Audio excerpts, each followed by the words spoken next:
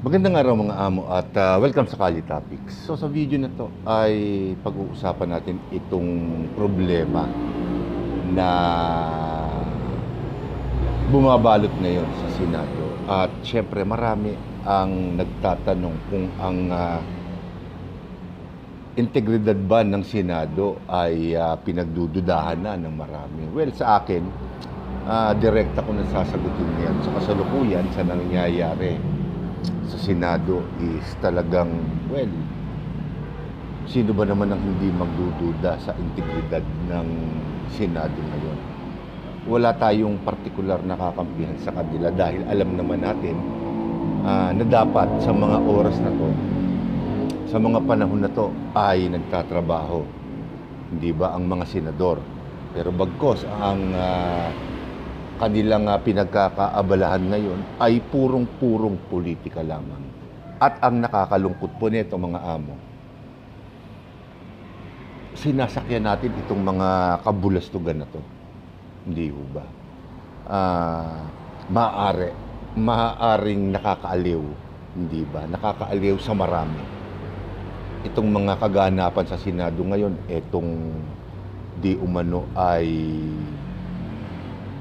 pagsugod ng NBI sa Senado, yung putukang nangyari, pagpapalit ng liderato ng Senado from Senator Tito Soto papunta kay Senator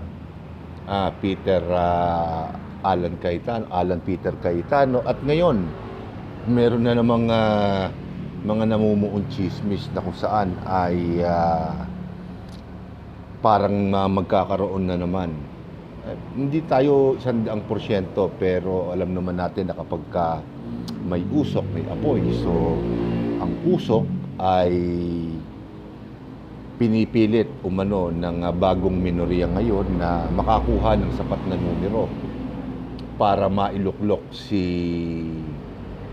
Win Gatchalian bilang Senate President dahil di umano inalok itong pwesto na to kay Chis Escudero nung nakaraan, pero hindi yata nag-transpire dahil hindi nakakuha ng sapat na numero. So nag-decline na di umano si Senador Chis Escudero. Pakatandaan po natin, ito ay mga balita at chismis lamang na pinalabas sa mainstream media at kumbaga binabanggit ko lamang po sa inyo. Pero syempre, ang ating pinag-uusapan ngayon ay ang integridad ng Senado na hindi pinag-uusapan ng kahit na sinong sikat na komentarista, maging ang mainstream media. Dahil para sa akin, pinakamahalaga na mapag-usapan natin kung meron pa bang integridad na inilalaban ang Senado sa kabuuan nito. Dahil ang nakikita lamang po ng mga tao, lalo na po ako, ay ang walang humpay na pamumulitika ng magkabilang panig na kung saan hindi nakikinabang ang ating bayan, ang ating mga kababayan, lalo pa ngayon at nahaharap tayo sa isang krisis sa gasolina, krisis pang politikal, at ngayon naman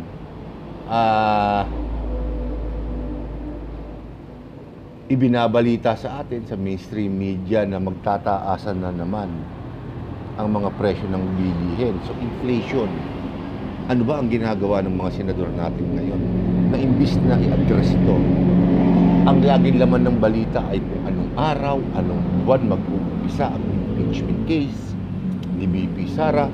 Don't get me wrong, mahalaga din yun. Pero parang hindi na naipa-prioritize ng Senado, ng Kongreso, ng gobyerno sa kabuuan ang kapakanan ng mga Pilipino.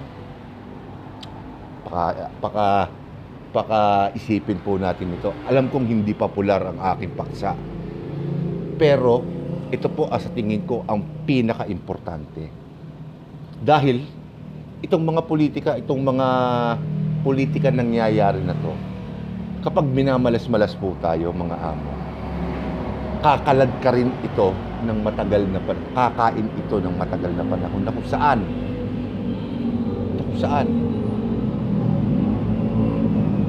walang problema ang malulutas. Makatandaan po natin, kulang isang buwan na lang o humigit isang buwan na lamang po ay mag-uulanan na. Handyan na naman ang baha. Parating ang mga bagyo, handyan ang baha. Ano ang solusyon na ibinibigay ng Administrasyong Marcos sa atin ngayon? Wala pa.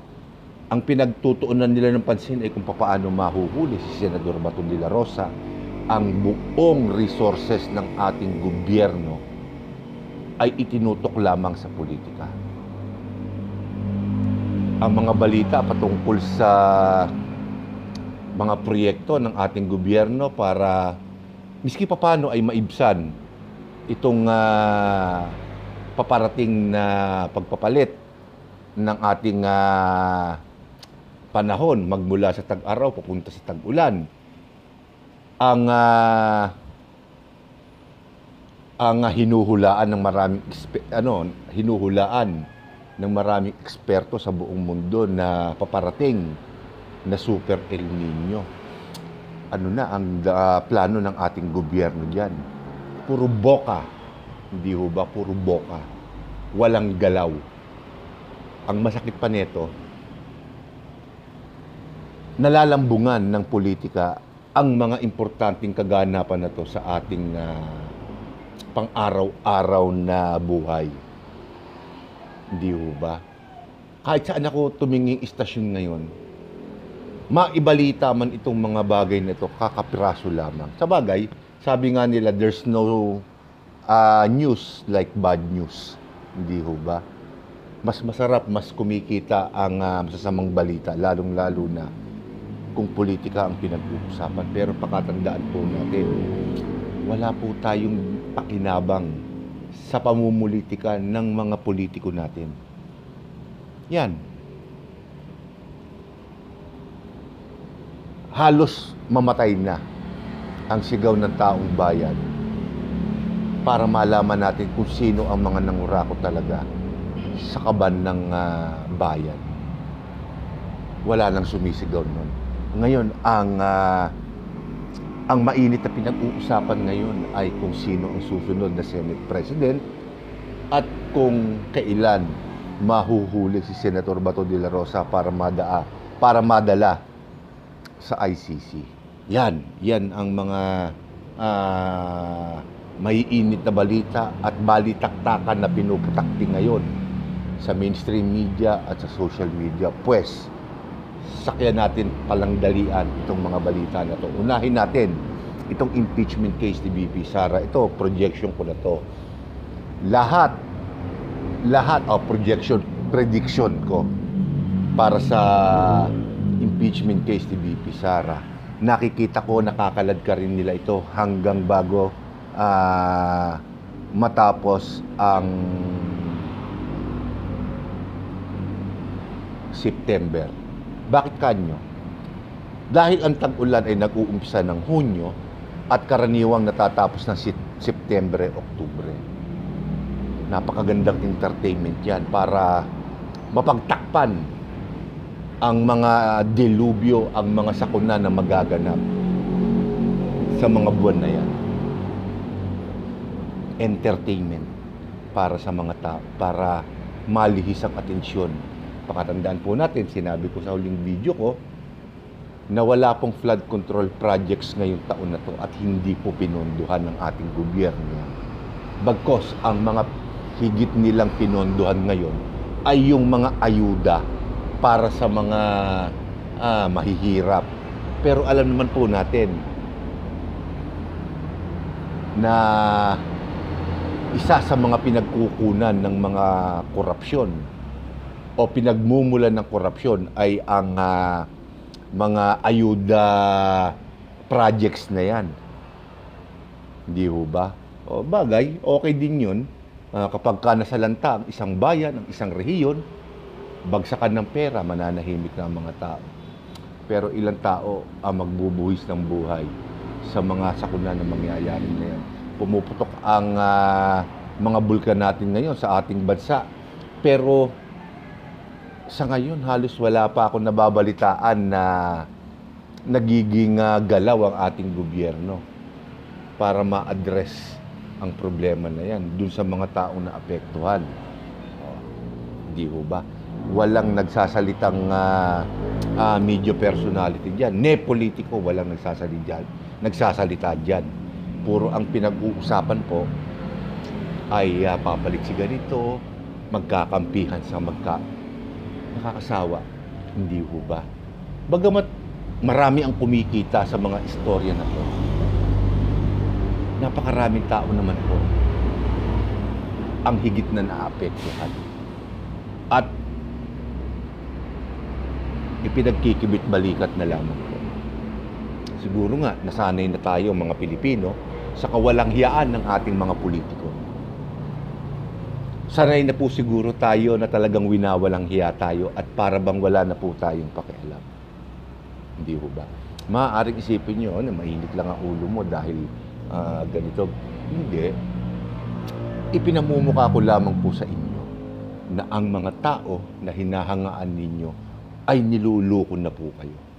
Pinipilit, nagiging bahagi na rin po sila ng diversyon o ng diversion tactics ng mga politiko na nagnakaw sa pera ng bayan.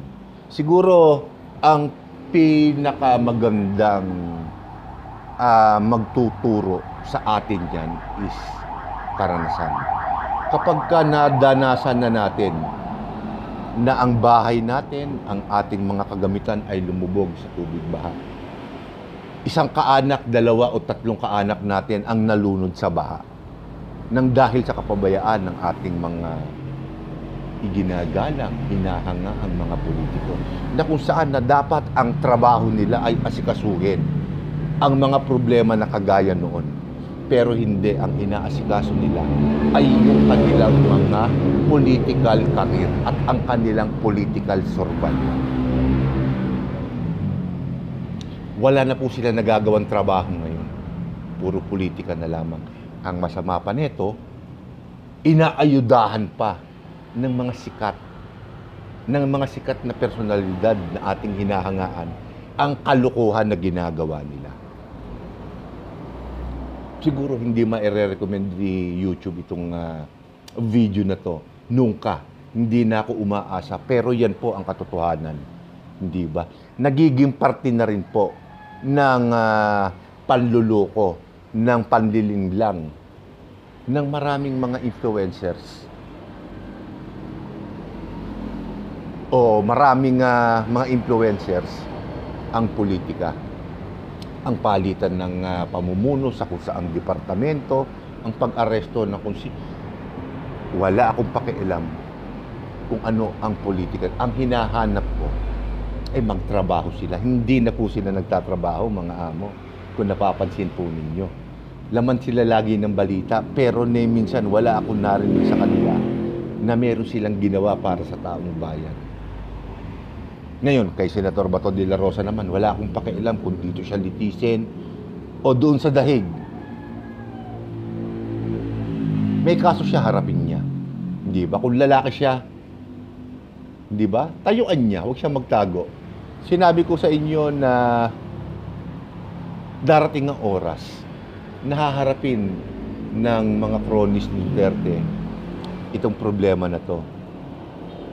Pagkatapos ng kanilang administrasyon, sila naman ang masasalang sa kamay ng hustisya.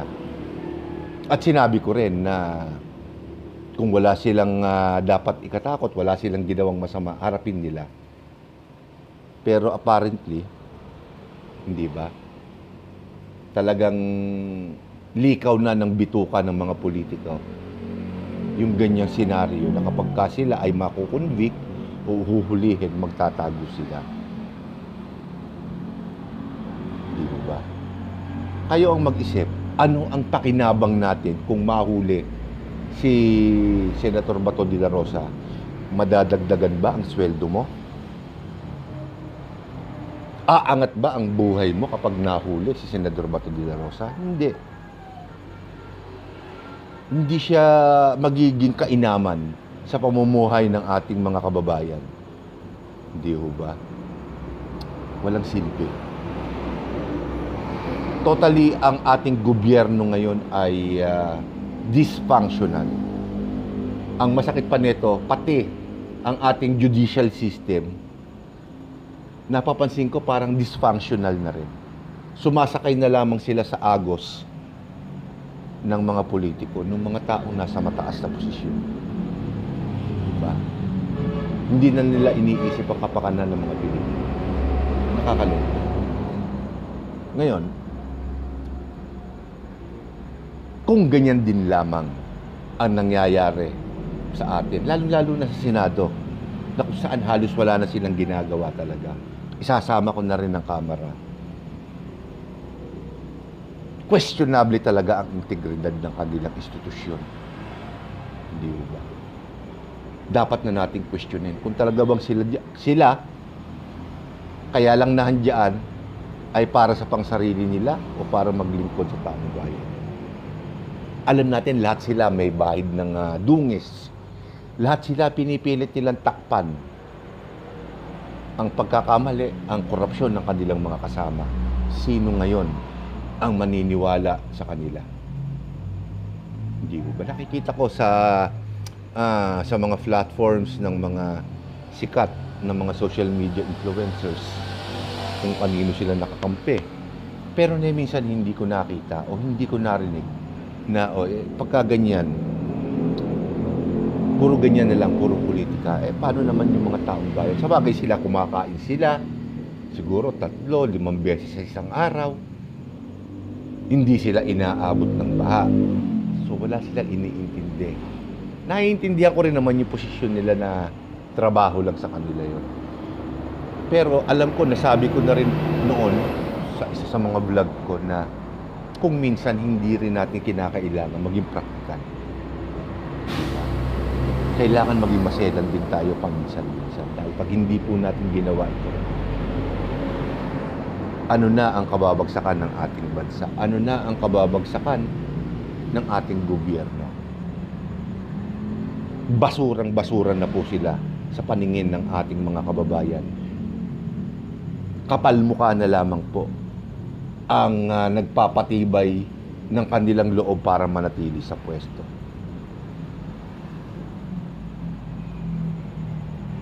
Kayo ang magusga, mga kababayan. Napakarami nilang matatalinong tao. Pero bakit hanggang ngayon wala pa rin silang naibibigay na solusyon sa atin? Dito sa mga dumarating na sakuna, itong mga nakaambang sakuna na maaari nating maranasan magmula ngayong buwan na to hanggang sa susunod na taon. Wala pa silang naiisip na solusyon. Hindi ho ba? Siguro panahon na para tanungin natin kung ano ba ang mga plano nila at kung gagalaw ba itong mga plano nila o sadyang talagang politika na lamang po ang kanilang aatupagin hanggang sa matapos ang kanilang termino. So dito ko na muna po iiwanan itong paksa na to at syempre uobserbahan pa natin sa mga darating na araw kung anong mga kabalbalan pa ang mga gagawin nila. So, maraming salamat po sa inyong lahat mga amo at magandang araw po sa inyo.